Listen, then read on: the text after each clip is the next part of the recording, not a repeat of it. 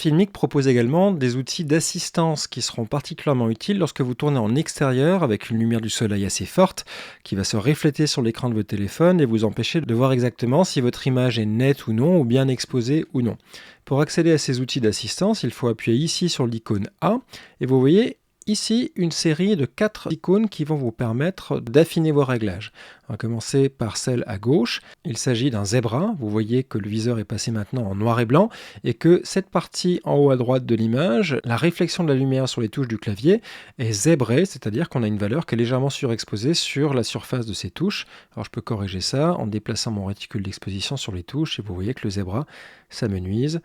Et si je désactive le mode zébra, l'image est bien exposée. Vous avez ensuite ce deuxième bouton qui est un mode qui va vous indiquer en bleu les zones sous-exposées et en rouge les zones surexposées. Je déplace mon réticule, je le mets sur le papier, vous voyez que toutes les ombres, l'ombre de l'orange, la partie noire du clavier sont en bleu. Et si je déplace maintenant ce réticule sur une zone sombre, vous voyez que toutes les parties claires, donc les touches du clavier et le dessus de l'orange, sont en rouge, ce qui indique qu'elles sont surexposées. Si je désactive ce mode, on se rend compte qu'elles sont effectivement surexposées. Le troisième mode, c'est un mode de fausse couleur, le petit soleil, c'est quasiment la même chose que le précédent, sauf que vous avez une indication visuelle évidente. Le but du jeu ici, c'est d'avoir le plus de vert possible dans l'image. Tout ce qui est vert est bien exposé.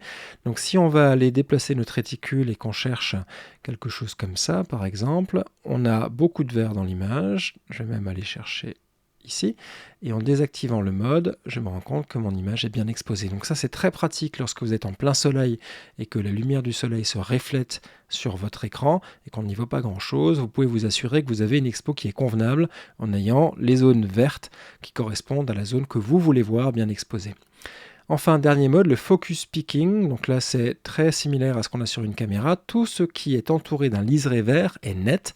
Donc si je vais déplacer par exemple mon réticule sur l'orange, je vois que l'orange est net. Si je vais aller déplacer mon réticule sur la tasse, on se rend compte que les bords de la tasse sont entourés de ce liseré vert, alors que le clavier, lui, est complètement flou. Il n'y a pas de vert. Je vais remettre le réticule sur le clavier est complètement entouré de picking, donc il est bien net.